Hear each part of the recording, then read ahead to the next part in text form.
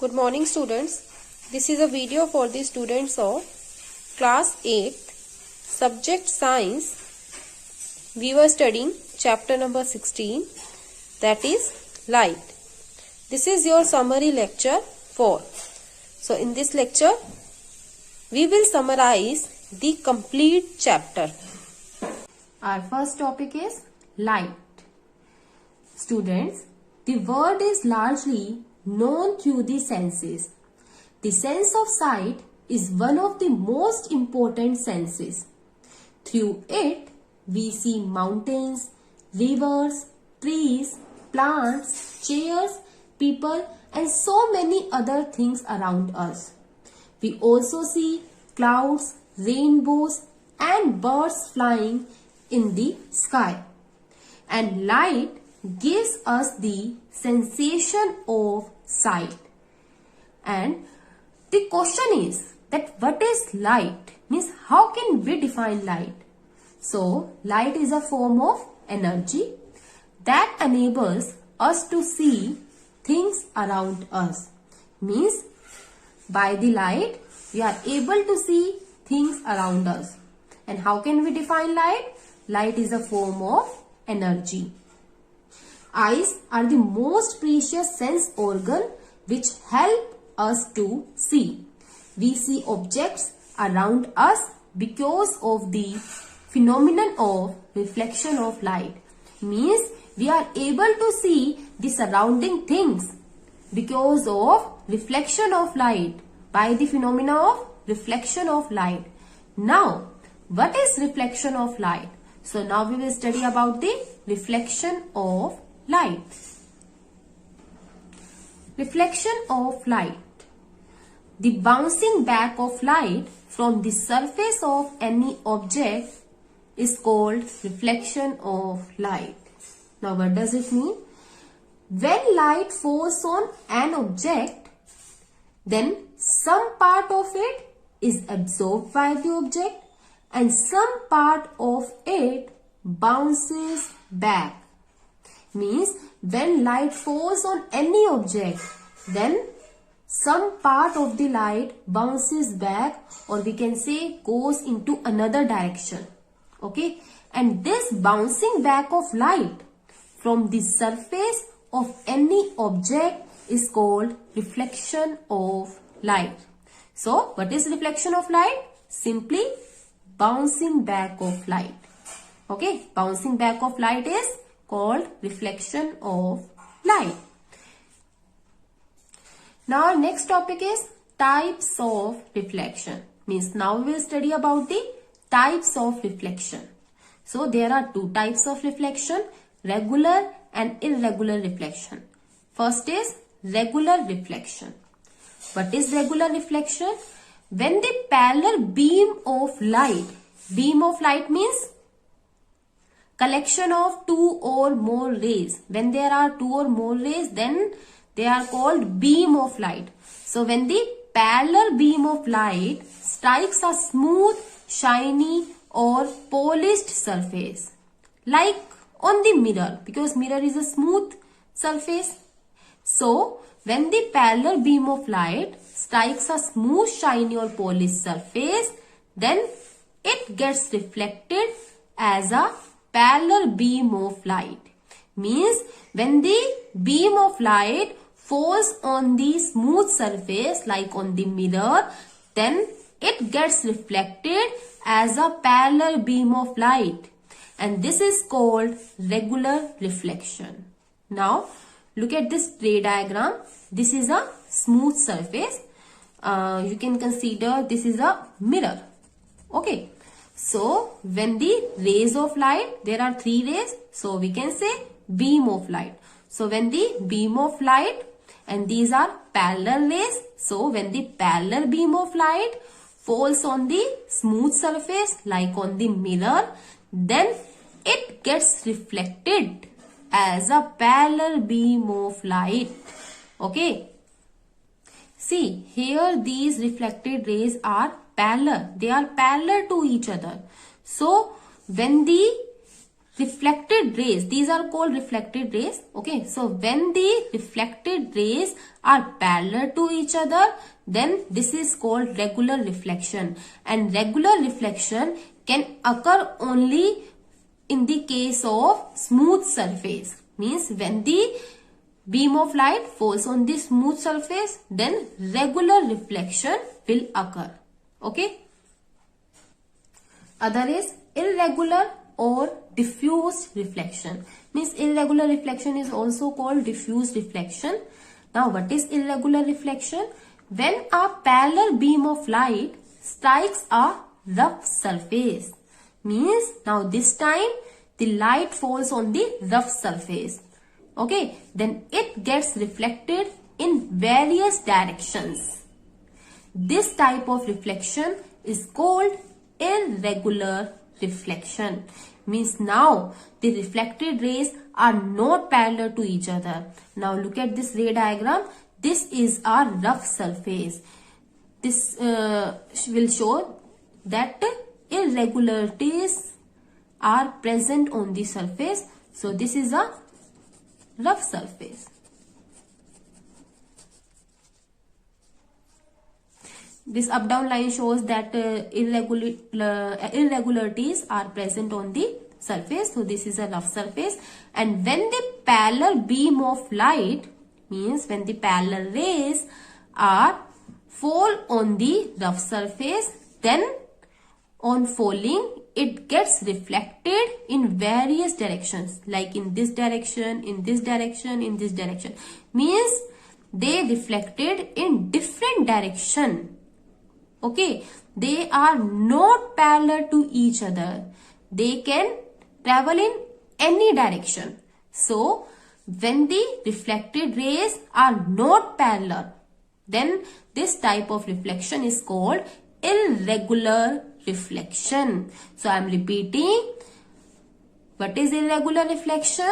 When a parallel beam of light strikes a rough surface, means falls on the rough surface, then it gets reflected in different directions. This type of reflection is called irregular reflection.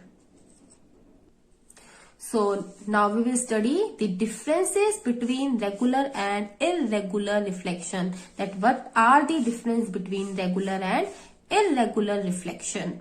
So first is the reflection caused by a smooth, shiny or highly polished surface is called regular reflection.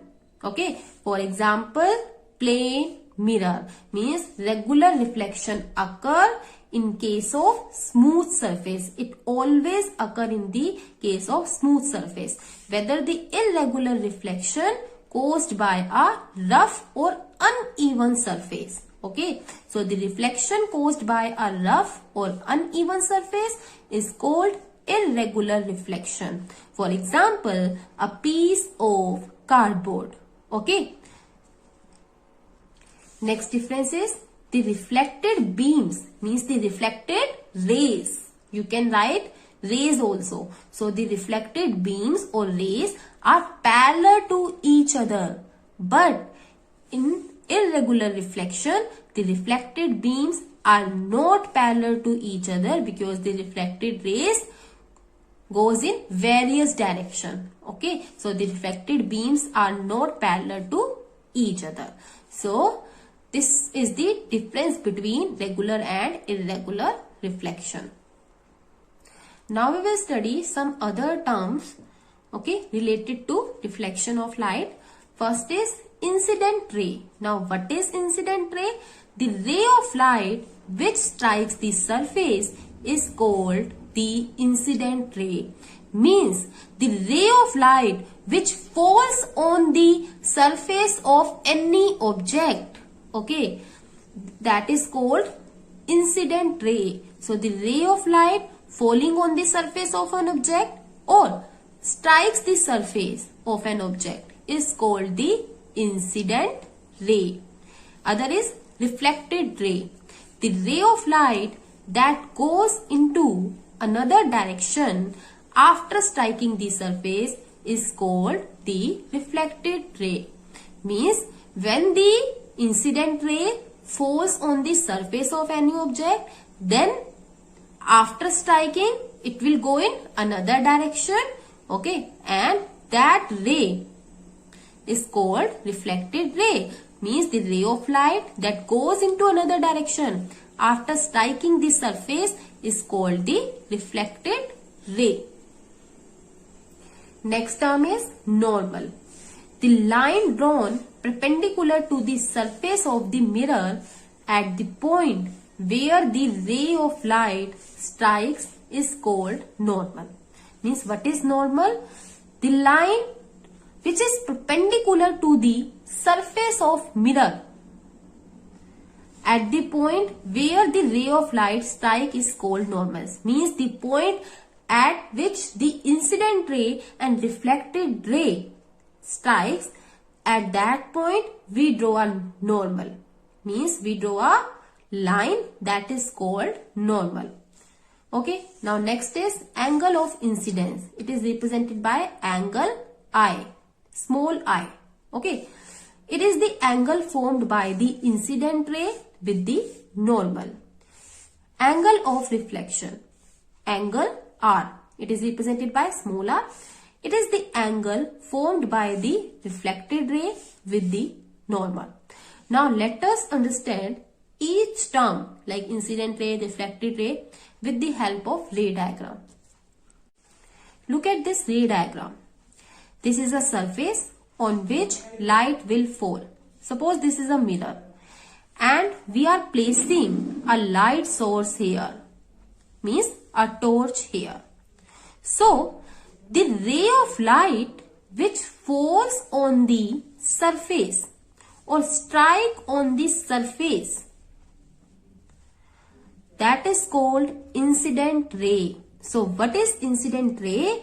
The ray of light which strike on the surface of any object or surface of mirror here, then this ray is called incident ray, and this arrow is showing the direction of ray of light, that in which direction the ray goes. So what is incident ray? Simply the light which strikes on the surface, the ray of light which falls on the surface is called incident ray, and after striking it will go in another direction. So the ray of light which goes in other direction after striking the surface is called reflected ray. Okay, this is a reflected ray, and here this arrow also represents the direction of reflected ray. Okay, so what is reflected ray? The ray of light after striking the surface is called reflected ray. Now, what is normal? The line drawn perpendicular to the surface of mirror. This is the surface of mirror, and this line is perpendicular to the surface of mirror because it makes 90-degree angle with the mirror. So we can say that this line is perpendicular to the surface of mirror. So the line drawn perpendicular to the surface of mirror is called normal, and this line is drawn from the point where the rays of light strike. Okay, so what is normal? The line drawn perpendicular to the surface of the mirror at the point where the ray of light strikes is called normal. Now next term is angle of incidence. What is angle of incidence? The angle formed by incident ray with the normal, means the angle between the normal and incident ray. This angle is angle of incident, and it is represented by small I. And the angle between normal and reflected ray, means the angle formed by the reflected ray with the normal, means this angle is called angle of reflection, and it is represented by small r. Okay, so what is incident ray? The ray which strikes on the surface is called incident ray, and the ray which reflects after striking the surface is called reflected ray, and the line drawn to the perpendicular to the surface of mirror is called normal ray, and the angle formed by the incident ray with the normal is angle of incidence, and the angle formed by the reflected ray with the normal is called angle of reflection. And one more thing is, whenever you draw the ray diagram, then it is compulsory to show the direction of ray of light. Okay, means we show the direction of ray of light by drawing these arrows. Okay, so it is important to show the direction of ray of light by putting these arrows. So students, now we will do an activity number 1, and the aim of this activity is to show reflection of light. And for showing, things required are plain mirror, take a torch and a black sheet of paper. Procedure is, take a plain mirror and cover it with a black sheet of paper. Means take a mirror, okay, and cover it with a black sheet of paper, and cut a thin slit at its center. Means from the center, cut a thin slit which will serve as a narrow passage for the light. Means why we are cutting the thin slit? So that the light can pass through this slit. Okay, because it serves as a narrow passage for the light. Now light a torch, means on a torch, and focus it on this mirror.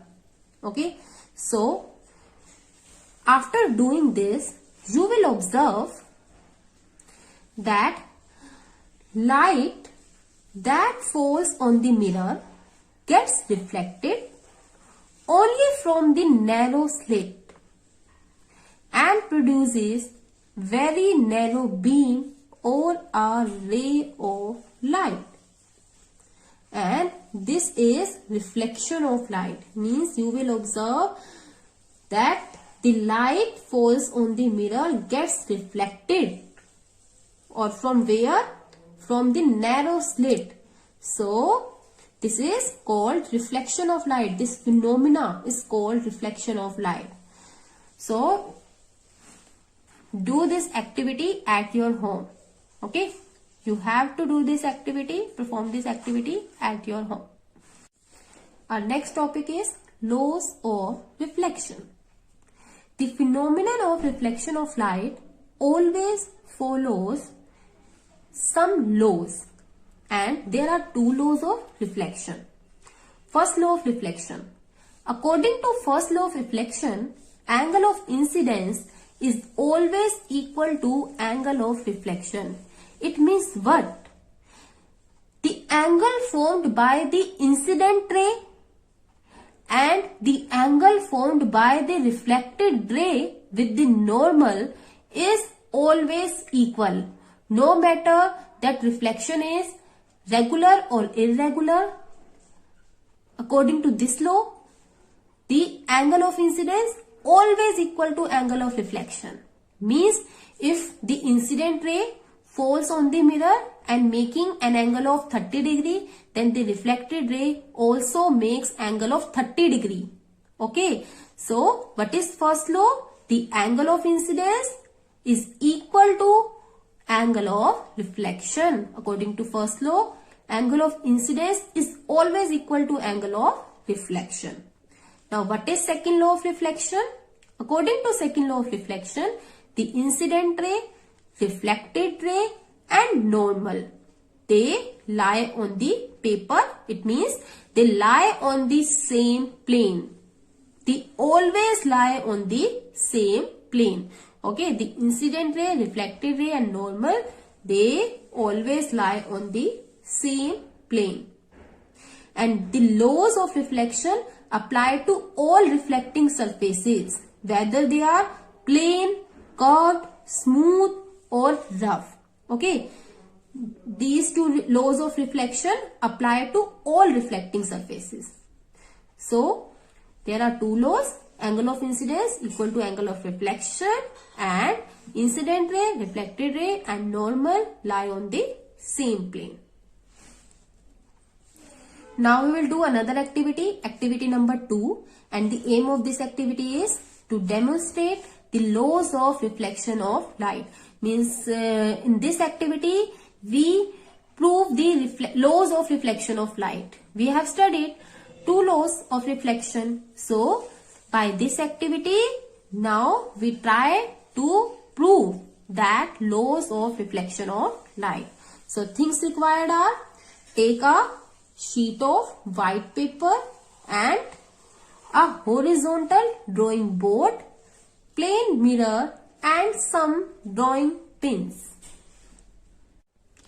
Take a white sheet of paper and fix it on a drawing board. This is a drawing board, and fix a white sheet of paper on the drawing board with the help of drawing pins, or you can use a sticky tape also. And after that, draw a line AB in the middle of the paper. This is a line AB. And after that, place a plain mirror exactly along this line AB. Now draw a line perpendicular to line AB. Okay, draw a line perpendicular to the line AB, and this acts as the normal. Now draw another line PO. Okay, draw another line PO meeting the line AB, means up to line AB. This is the incident ray. Now place two common pins. These are two pins at any place on this line. Means place two pins on the line PO. Now see the reflection of these pins in the mirror. Okay, and after that, means on the other side of the normal, place two pins exactly in line with the reflection you see in the mirror. Means see the reflection of these two pins in the mirror, and after that, according to the reflection of these two pins, place two pins.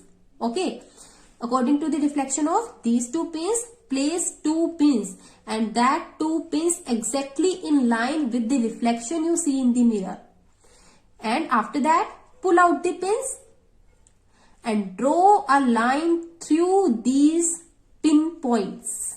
Okay, what you have to do? Pull out the pins and draw a line through these pin points. Okay, and after that, this line acts like a reflected ray. So now measure the angle of incidence, because the angle made by the incident ray with the normal is incidence angle of incidence. So now measure this angle of incidence and angle of reflection. Okay, so when you measure it, you will observe that these two angles are equal. So in this way, we have proved the first law of reflection. If these two angles will become equal, it means what? We have proved the first law of reflection, that is, the angle of incidence is always equal to angle of reflection. And now the other law is the incident ray, reflected ray and normal lie on the same plane. So you can see in this figure that the incident ray, normal and reflected ray, they all are in the same plane. So in this way, by doing this activity, we have proved that the angle of incidence is always equal to angle of reflection, and the incident ray, normal and reflected ray always lie in the same plane. So you have to do this activity at your home. Try to perform this activity at your home. Okay. Now our next topic is formation of image by a plane mirror. Means in this topic we will discuss the image formation by a plane mirror. That what type of image is formed by a plane mirror. Okay. So, first is virtual image.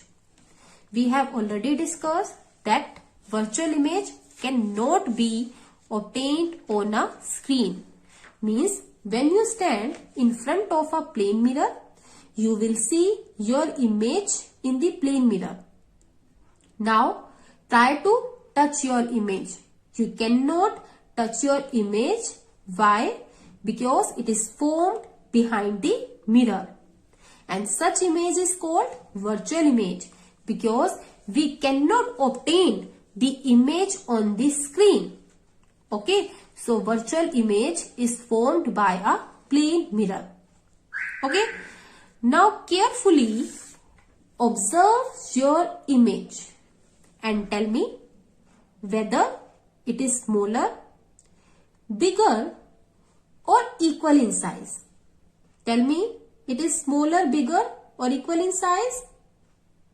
You will find it is of equal size as yours. And suppose if you are placing an object in front of a mirror, then the image of that object is always equal to the size of your object. Means image formed by a plane mirror is always equal in size as of the object. Means the size of object is always equal to size of image. Okay. And third is erect image. Now, what is the meaning of erect image?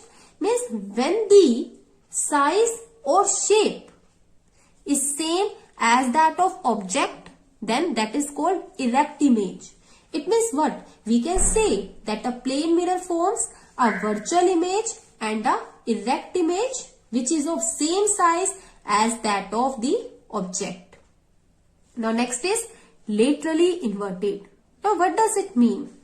Okay, now stand again in front of the mirror and raise your right arm.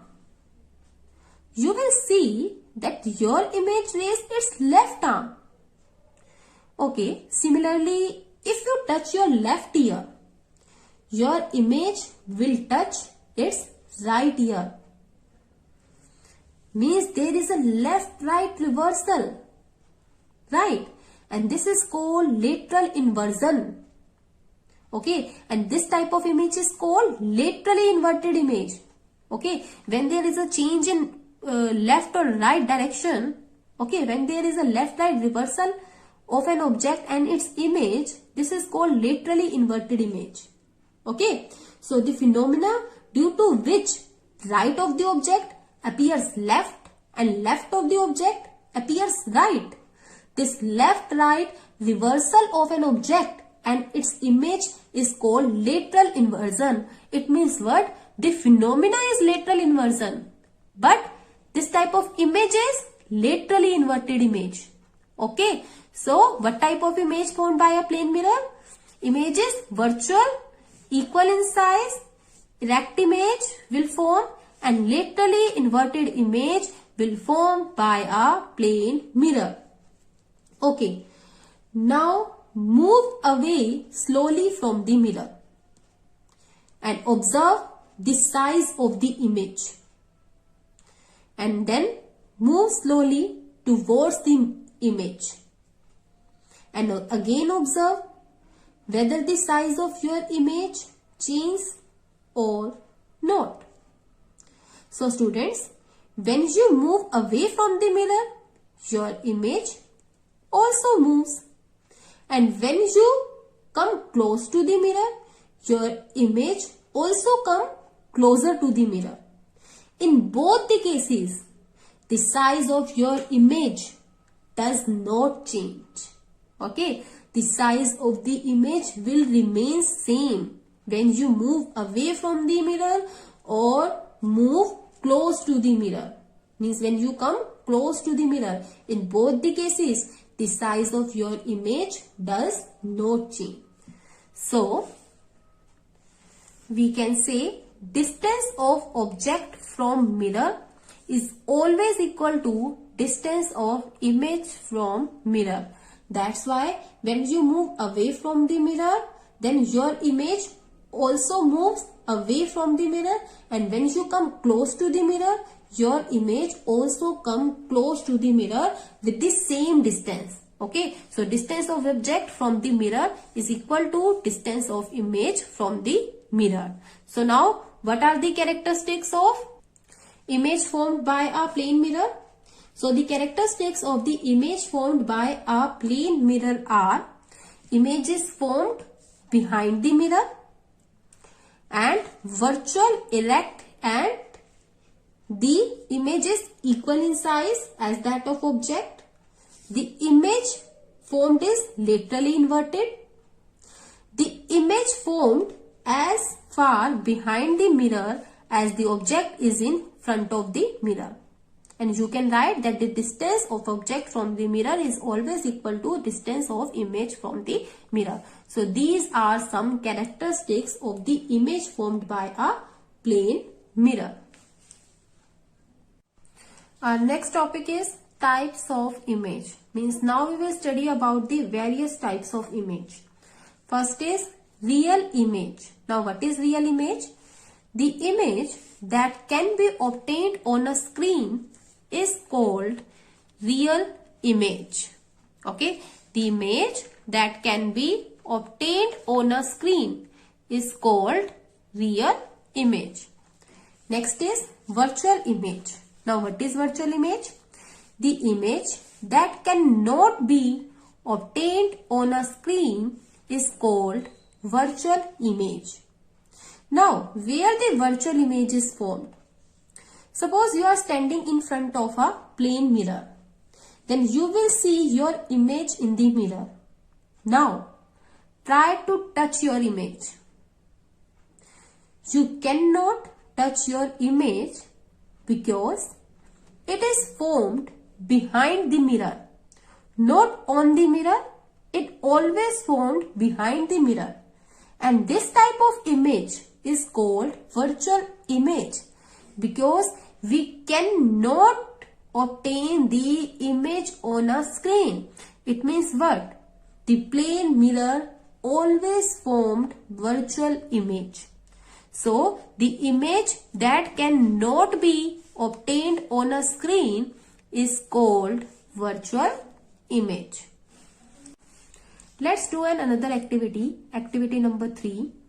And the aim of this activity is to show that the image formed is as far behind the plane mirror as the object is in the front of it. And the things required are plane mirror and a source of light. Now take a wooden board and fix a sheet of paper on the wooden board by the help of the drawing pins or by using a tape. Okay, and then place a plane mirror PQ. This is a plane mirror PQ. Place a plane mirror PQ on a white sheet. Now place a point source of light. Suppose this is a point source of light O. So place a point source of light O in front of the mirror. And now make two rays. Make two rays OA. This is ray OA. And another ray. Draw another ray.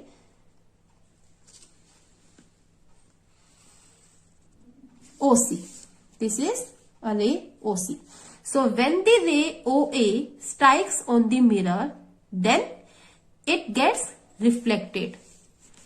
Okay. So OA ray gets reflected along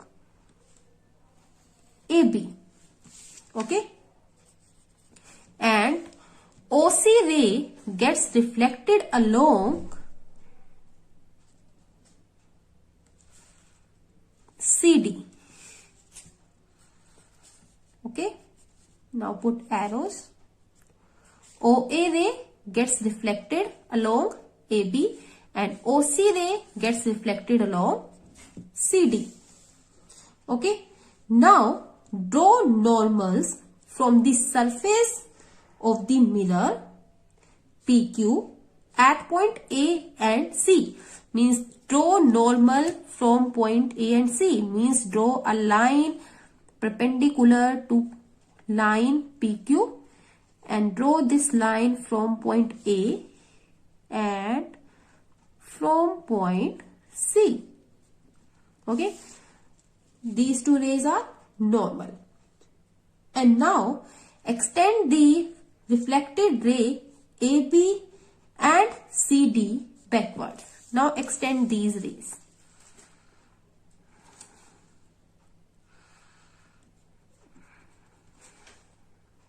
So when you extend these two rays AB and CD rays in backward direction, then you will see that these two rays met at a point, and name this point I. Okay, name this point I. Means when you extend the reflected rays AB and CD backwards, then they will met at a point I. And for a person who is viewing from point E, suppose here is a person, okay, here is a person, means at this point. So for a person who is viewing from point E, this is point E, okay. So for a person who is viewing from point E, both the reflected rays AB and CD appears to be coming from point I, and the reflected rays do not really met at I. They only appear to met here, okay, but actually the reflected rays do not met. They only appear to met. So the image formed at I is virtual. Means when two reflected rays met, then image will form, and this image is virtual image. Why? Because image cannot be obtained on a screen. Now join point I, okay, means now join point O and I. Join point O and I.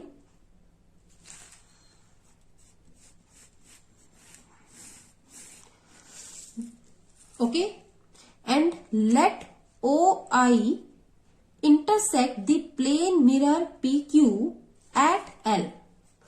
Means this line intersect at point L. Now measure the distance between O and L and I, because this is the distance between mirror and object, and this is the distance between mirror and image. So when you measure the distance between mirror and object and mirror and image, means the distance between OL and LI, then you will find that OL is equal to LI. It means what? The distance of object from the mirror is equal to distance of image from the mirror. So this clearly proves that the image formed is as far behind the plane mirror as the object is in front of the mirror. Okay, so it means what? We have observed, or we can say that the distance of object from the mirror is always equal to distance of image from the mirror. Now our next topic is multiple images. Okay. So, is it possible to get multiple images? Yes, we can get the multiple image by varying the angle between two mirrors. It is possible to get a number of images. Okay, means when we change the or vary the angle between two mirrors, then we can get number of image. If two plane mirrors are placed together in a same straight line, then we do not get two images. But if we vary the angle between two mirrors, then we can get a number of images. Like when a hairstylist wants to show you the back of your head. Okay, when a hairstylist wants to show you the back of your head, he holds a mirror at the back of your head so that you can see your hair in the mirror in front of you. Right? Means at this time, more than one image is formed. Okay, so infinite number of images are formed when two plane mirrors are placed parallel to each other. Okay, when two plane mirrors are placed parallel to each other, then we get infinite number of images. This happens due to multiple reflection by parallel mirror. Why it happens? Due to multiple reflections by parallel mirrors. When two mirrors are inclined to each other at an angle, they form many images of the object. And the number of images formed by two mirrors placed at an angle can be determined by the following formula. Means we can also calculate that how many images formed. Okay, so the number of images can also be found out by using this formula. How can we calculate the number of images? So for calculating the number of images, for finding out the number of images by formed by two mirrors, formula is number of images is equal to 360 degree upon angle between the mirror minus 1. So formula is number of images is equal to 360 degree upon angle between the mirror minus 1. Our first topic is kaleidoscope. Now what is kaleidoscope? A kaleidoscope is a device that produces different patterns. It works on the principle of multiple reflection. It consists of mirrors inclined to each other and forms multiple images of the object in front of the mirrors. Means there are three rectangular mirrors and the mirrors are attached at an angle of 60 degree. Okay, means the setting of the mirrors is at an angle of 60 degrees so that they form a triangle. And a kaleidoscope creates beautiful patterns which change when it is rotated. Means when we rotate the kaleidoscope, then it creates beautiful patterns. And in this, mirrors are attached by making an angle of 60 degree. Means the angle between two mirrors is 60 degree, so they form a triangle.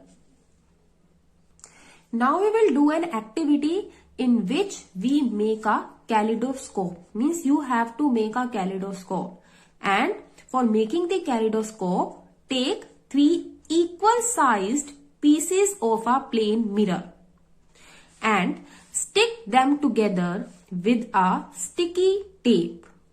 Take three equal sized plane mirror and stick them, and with their shiny sides facing inwards. Means their shining sides should be inwards so that they form a triangular tube. Means they should be in the form of triangle so that they form a triangle. Okay, and cover one end of the triangular tube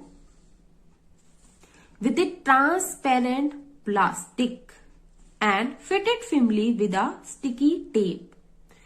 And after that, put some broken pieces of bangles in it and cover the other end of the triangular tube with stiff paper. Means now put some broken pieces of bangles, okay, and cover the other end of triangular tube with stiff paper. This is the triangular tube. Okay, so inside it put some bangles, means some pieces of bangles.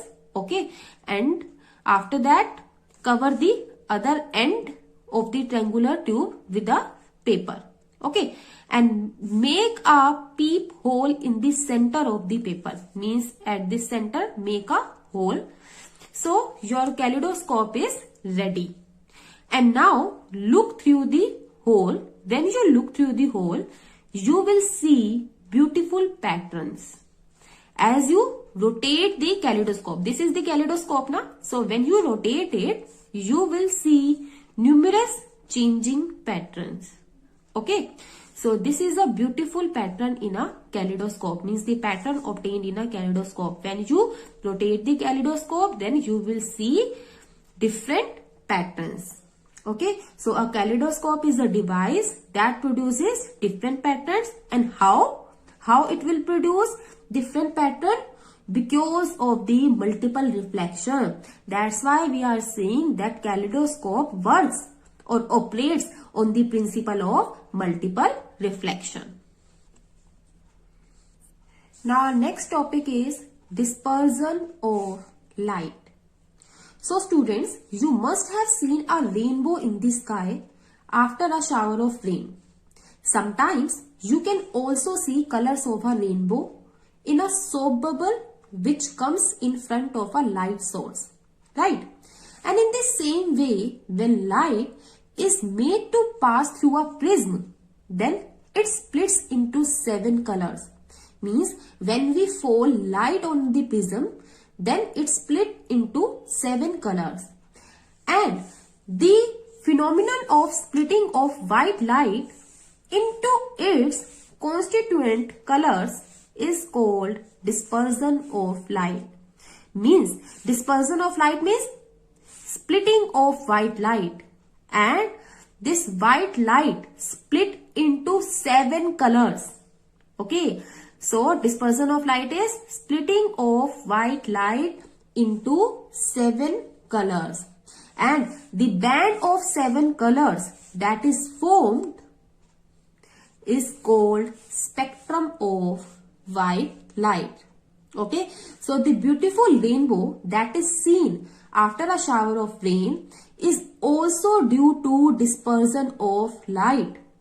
How? Because when the light passes through the water droplets which is present in the atmosphere, then the water droplets acts as a prism and the light split into 7 colors, and then we will see rainbow. So the rainbow formation is only because of the dispersion of light.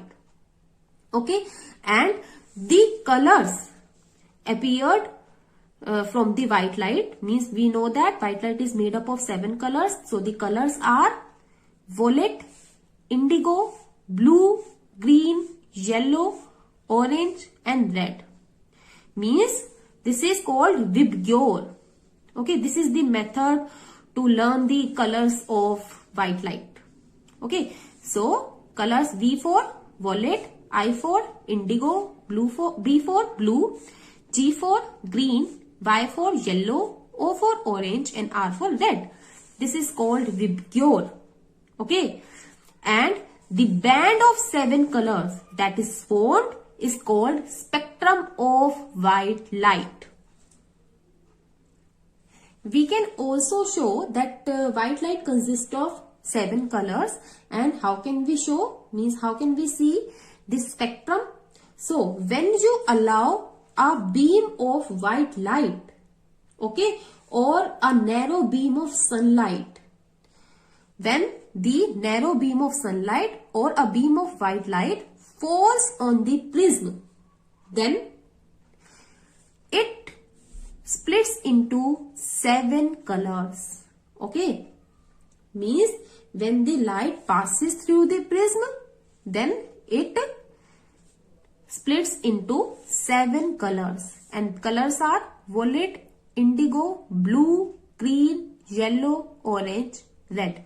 And this band of 7 colors is called spectrum.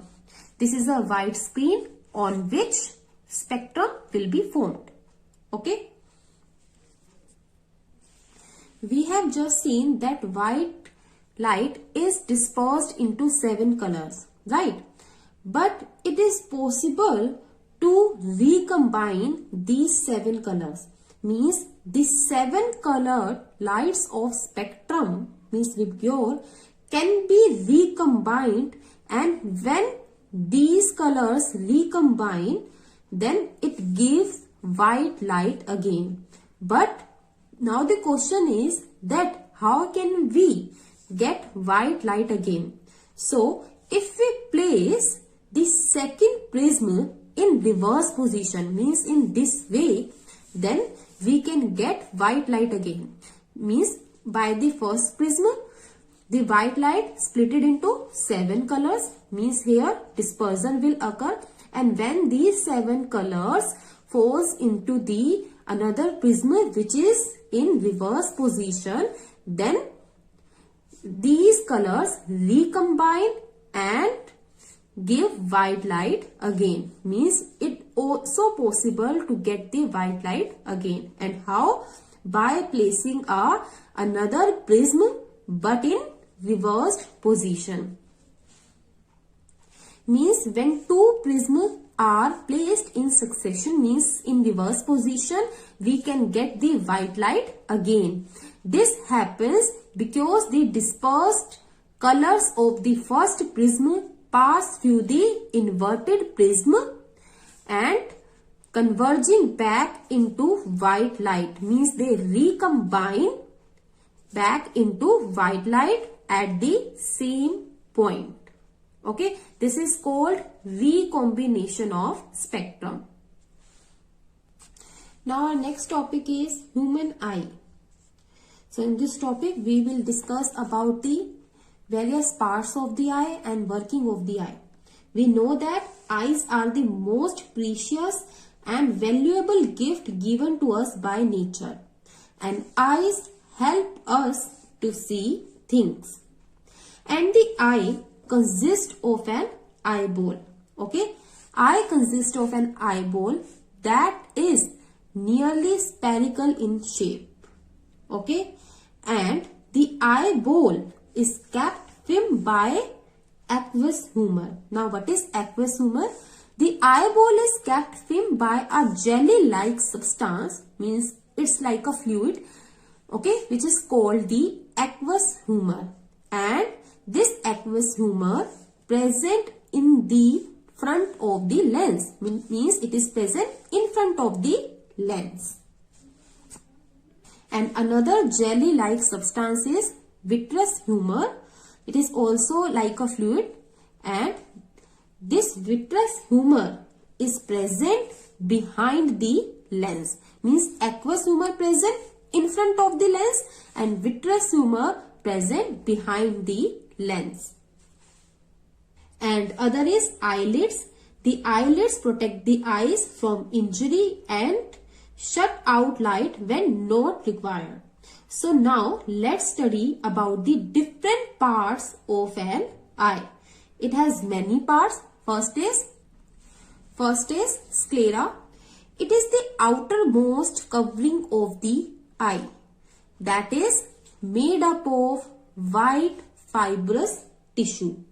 And what is the function of sclera? Function is it protects the internal parts of the eye. Second is cornea. It is the transparent portion of the eye. And the function of cornea is it protects the eyes and also helps in focusing light. This is the function of cornea. Next part is iris. This is the colored part of the eye behind the cornea. Means this part is behind the cornea and this is the colored part of the eye and it is called iris.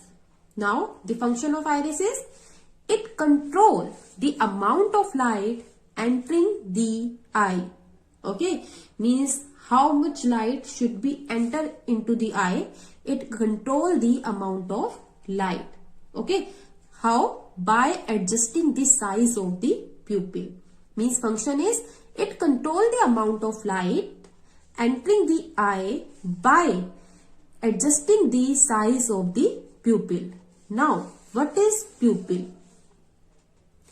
Pupil is the tiny hole in the center of iris. Means in the center of iris a tiny means small hole is present, that is pupil.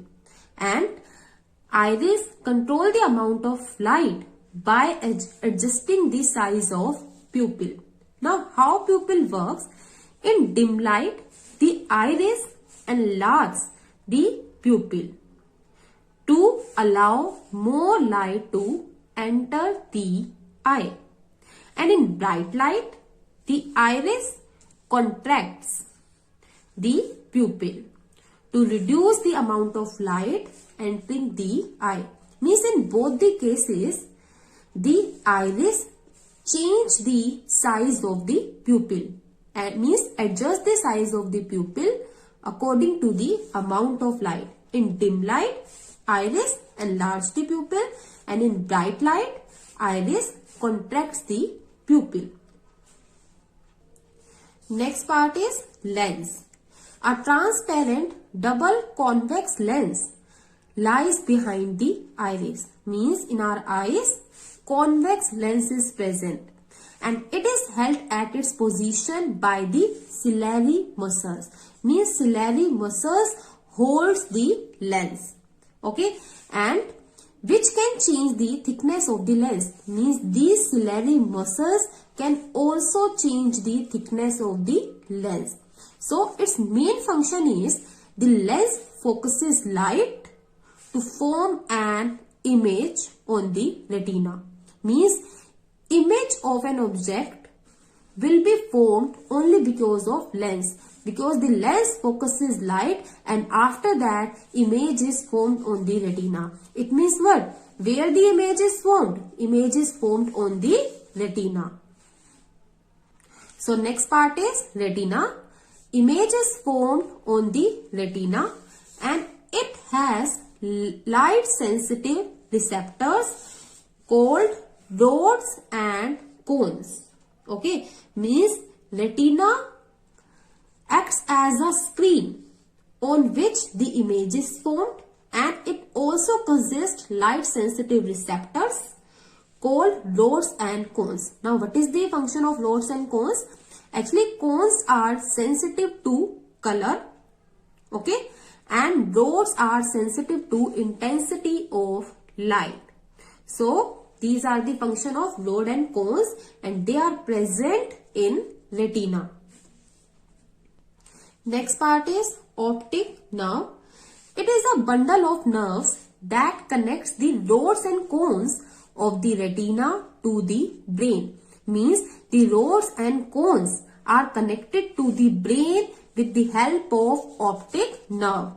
Okay. So it is a bundle of nerves that connects rod and cones of the retina to the brain. And its function is they carry optical messages in the form of electrical signals. Okay, function is they carry optical messages in the form of electrical signals to the brain. Means electrical signals are sent to brain only because of these optic nerves. Okay, so these are some parts of the eye. Now we will study that how eye works. Means now we will study about the working of eye. There is one another term that is blind spot. Now what is blind spot? It is an area on the retina that does not have light sensitive receptors. Means in this area cones and rods are not present. Means there are no rods or cones, so no vision is possible at this spot. So what is blind spot? The area on which vision is not possible. Working of the eye. So first of all, light rays coming from an object enter the eye through the pupil. Okay. So light falls on the pupil. And after that, the lens which is present in the eye focuses the light rays. We have already learned that the function of lens is to focus the light rays. So lens focuses the light rays coming from the object and an inverted image of the object is formed on the retina.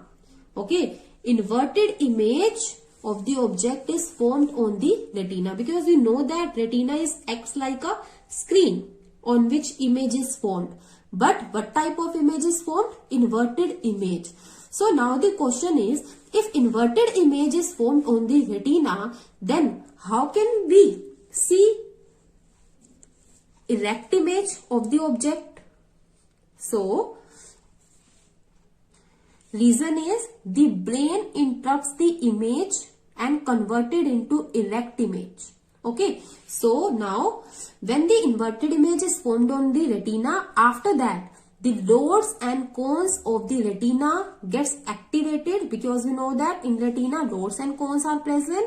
Okay, so rods and cones of the retina gets activated and generate electrical signals which are sent to the brain by the optic nerve. Means electrical signals sent to the brain by the optic nerve, because the main function of the optic nerve is to send the electrical signals to the brain, because rods and cones of retina are connected to the brain by these optic nerves. Okay, so electrical signals sent to the brain by the optic nerve, and after that the image of an object formed on the retina is smaller than the object. Means the image which will form on the retina is smaller than the object and is also inverted. But when the electrical signal sent to brain, then the brain interprets the image as being erect. Means it will change the image into erect image and of correct size. Okay, means the image, the size of image is same as that of size of object. It means what? The brain interprets the image as erect image and of correct size. The brains change the image into erect image. Okay, so this is the complete working of the eye. Now look at this diagram of eye. This diagram is showing you the different parts of the eye. Okay, this is cornea. And what is cornea? The cornea is the transparent portion of the eye. Okay, and it protects the eyes and also help in focusing light. And this is pupil. Okay, actually this is iris, and pupil is a tiny hole in the iris. And after that this is lens, this is sclera, and this is ciliary muscles. Means the lens will hold by ciliary muscles, means ciliary muscles hold the lens. This is retina on which image is formed, and these are optic nerves. Okay, this is an optic nerve which carry optical message or electrical signals to the brain. Means electrical signals sent to the brain by the optic nerves, because these optic nerves are connected to the brain. So draw this diagram in your notebook. Now our next topic is defects of vision. We know that people often suffer from defective vision. Why? Sometimes due to nutritional deficiencies, okay, and by wrong reading habits, or sometimes by the genetical factors also. So some defects of vision are myopia, hypermetropia, and cataract. So these are some defects of vision. So let's discuss each defect one by one. First defect is myopia. Now what is myopia? Some people can see only nearby objects clearly, but are not able to see distant objects. Okay, means sometimes they are not able to see distant objects clearly. Means the objects which is far from them, not clearly visible. Okay, so this defect is called short-sightedness or myopia. Means in myopia, the object which is far from the person, not seen clearly. Okay, and this defect is called short-sightedness or myopia. Means the other name of myopia is short-sightedness. And this defect can be corrected by wearing specs, okay, in which concave lens is fitted. Okay, so we use specs to correct this defect of vision. Okay, so this defect can be corrected by using concave lens. Next defect is hypermetropia. Now what is hypermetropia? It is also called long-sightedness. So some people can see only distant objects clearly but cannot see nearby objects clearly. Means when a person cannot see nearby objects clearly, then this defect of vision is called long-sightedness or hypermetropia.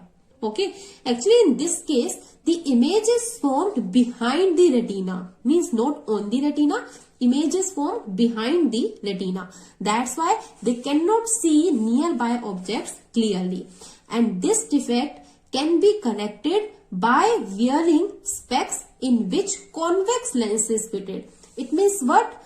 Hypermetropia is corrected by convex lens and myopia is corrected by concave lens. Okay. Next defect is cataract. Now what is cataract? This defect is mostly seen in a person whose age is around 45 years or more than 45 years. Now, but what is cataract? It is the medical condition in which the lens of the eye of a person becomes cloudy. Okay, and resulting in blurred vision. Means the medical condition in which the lens of the eye of a person becomes cloudy, resulting in blurred vision. This medical condition is called cataract. Means with the increasing age, proteins in the lens begin to break down and the lens become cloudy. Okay, and this condition is known as cataract. And old people often suffer from blurred vision due to cataract. And cataract can be treated surgically or through laser. And how? By replacing the eye lens with a new artificial lens. Means this defect can be corrected by doing surgery or by laser. Okay. Now next topic is visually challenged people. Means when a person is said to be visually challenged. So people whose vision is extremely weak or who are blind are said to be visually challenged people. They cannot see because their retina, optic nerve or cornea do not function properly. Okay. So visually challenged people means the people whose vision is extremely weak or who are blind. They are said to be visually challenged people. And these people use non-optical aids, okay, like visual aids, and sometimes they use Braille system and also use optical aids like lenses, okay. Why? To correct their vision. One of the most important non-optical aid used by blind people is Braille system. Okay, so now let's discuss about Braille system. That what is Braille system? So it is used by blind people to read, and it is based on the sense of touch. Means by touching they read the different words. Okay, so it was developed by Louis Braille in 1821, who himself was visually challenged. And in Braille, the text is printed on a thick sheet of paper in which some raised dots are printed. Means in Braille, the text is printed on a thick sheet of paper in the form of raised dots, which represents letters, numbers etc. Means these raised dots represents letters, numbers, punctuation marks, etc. And the symbols consist up to 6 dots. Means this Braille system consists 6 dots, 2 horizontal and 3 vertical dots in a rectangular array like this. It consists 6 dots like this. Okay, and one or more dots are embossed. Means in that array one or more dots are embossed so that they are projected slightly above the surface of the thick paper.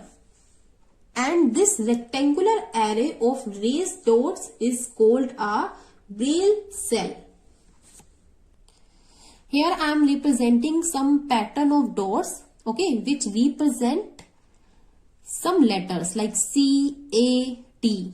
For C there are 2 raised dots, okay, and for A there is 1 raised dot, and for T there are 4 raised dots. And in this way they read, means blind people read these letters by touching it, because they are little above from the surface of the paper. Okay, so when they touch it, then they read, means they guess the letters. Okay, so students, we know that eyes are very important for us. It is a very important organ, so we should care our eyes. But how can we care our eyes? First is wash your eyes frequently with clean water. Second is do not read in very dim or very bright light. Third is do not read in a moving vehicle. Next is do not rub your eyes with dirty hands or with a dirty cloth. Why? Because by doing this, germs can enter your eyes and cause infection. Next is if you feel strain in the eyes, then visit a doctor and get your eyes checked. Now next is include vitamin A in your diet, because vitamin A is good for eyes. Hence include it in your daily diet. Food like spinach, carrots, okay, mango are rich in vitamin A. So for a better vision and healthy eye, try to include these food in your daily diet. Students, your today's homework is solve assignment number 1, which have been uploaded on Edquark, and prepare for test. So this ends for today's lecture. Thank you.